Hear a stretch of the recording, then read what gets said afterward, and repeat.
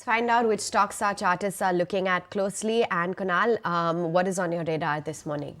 So I'll go with the BAN, Cummins India. That's a chart which is over the last 3 to 4 days forming a flag pattern indication on the Ali charts. The stock is on the verge of a breakout around the 3850 mark.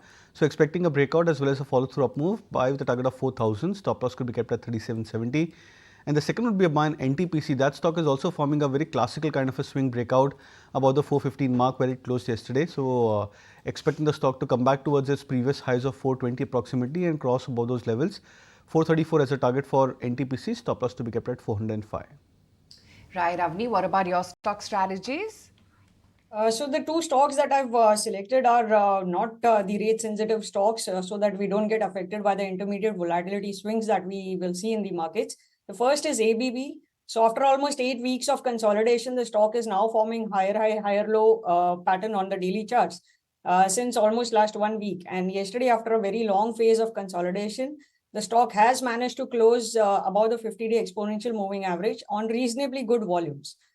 Short covering is seen in futures also. So we would go with ABB for a target of around 8130, and I wouldn't say it's a target, it's just a resistance, and once that level is crossed, we are heading towards 8300, and the stop loss can be maintained at 7670 levels.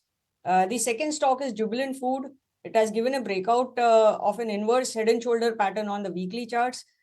Stock is in a very steady uptrend with intermediate pull-offs and retracements, so which makes the trend even healthier. All short-term moving averages for this stock also are below the price action and will continue to support the uptrend. Again, short covering seen in Jubilant Food also in the futures segment, and put writing has picked up heavily at 670 put, which is a very good sign for the continuation of an uptrend.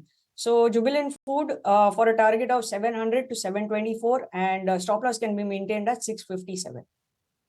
Okay, there you have it, all your top technical recommendations.